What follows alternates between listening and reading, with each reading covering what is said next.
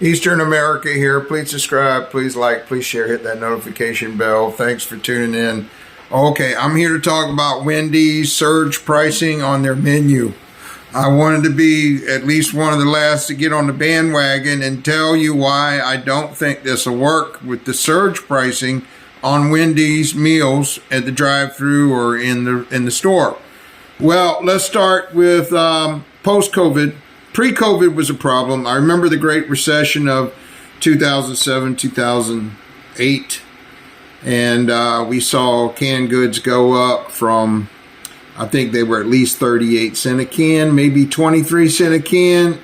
Everybody thought life was normal when you bought a 23-cent big can of beans. And then it skyrocketed. Lately, it's $1.23, usually a can of beans, and they're smaller. They call it shrinkflation here in America. And so now I've heard about this surge pricing at Wendy's that is going to take effect. And what I've heard is they're going to have higher prices fluctuate throughout the day, like Uber, Lyft, or if you're in the Philippines, like Grab taxi. I don't know if Grab does surge pricing over in the Philippines. It might. I'm not sure. But Uber and Lyft do it here in the States. And what it is, surge pricing is when there's more people, more demand. They raise the prices higher.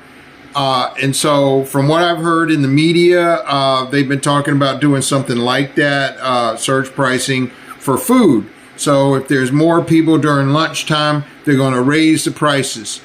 And I don't know if that will work. I haven't been to Wendy's in a while because of the prices as they are.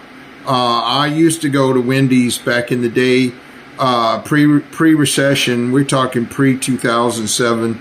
And got these big, juicy, square-sized cheeseburgers from Wendy's. They were really good. I like the fact that they were so greasy. They had so much grease in it one time that I had my uniform on, and the grease actually ate through the aluminum tin wrapping that they had. It's a very cheap aluminum type of sandwich wrap, but you know, on the outside of the burger when they deliver it to you. And but it got on my clothes, so I'll never forget that. It's good stuff, you know, tomato juice, you know, you got tomatoes, fresh tomatoes in there, and lettuce, and all that acid, you know, acidic type stuff in there, and the burgers are very juicy. I would like to get one today, as a matter of fact, but that's not on my list of things to do. And that goes back to what I'm saying. That's a want. That's not a need. I don't need a Wendy's Baconator cheeseburger. I don't need a double cheeseburger or whatever. Those are wants, and I prioritize my wants. And in many cases, I will not do something that doesn't feel right. So if I feel like I'm being victimized at a fast food restaurant or even a restaurant of any sort, I'm probably not going to patronize that establishment. I know there's some high rollers out there. You're more than welcome to spend your money there, but I'm not going to be in the restaurant. I'm just not going to do that.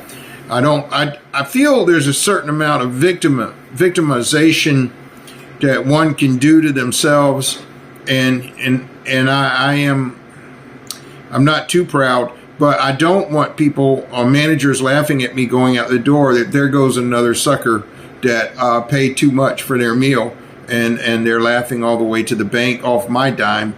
I just don't like being victimized. It just doesn't feel right. So you know, I don't think it's surge pricing. I highly recommend Wendy's rethink this or any other venture. Remember, Uber and Lyft in many cases are a need basis. So I give you an example. Maybe someone doesn't have a car or had to sell their car because of this unaffordable rent right now in 2024. It's February, and we have unaffordable rent. People, millions. There are 330 million Americans last time I heard, and approximately, and there are probably 3/4 of that going through crisis right now with unaffordable housing in the United States. So, 330 million. And Alexa, what's 3/4 of 330 million? 3/4 of 330 million is 247.5 million. So about 250 million Americans are in an unaffordable housing crunch. So why are they going to pay more for a burger when they can buy a $1.32 can of beans, at Walmart or whatever? And even that's too high, of course. But I'm just saying, if I was Wendy's or any fast food restaurant, I would rethink that. Restaurants are having a tough time right now. I think because they are on the back end of some wholesale inflation, but because a lot of them got used to pricing their stuff up 300% during the supply chain crisis, supposedly at that time, just after COVID. So they've gotten attached to 300% profit. I've seen it. I know what's going on. I know 300% profit when I see it. I mean, I go buy local retail and I can take that and mark it up 300%. And there I am on a lot of places that are charging what they're charging. So I know that, it's not the old days where there was just, 100% markup or 150% or 200% markup. It's 300% easy right now. Anyway, I got to pull off the hot water.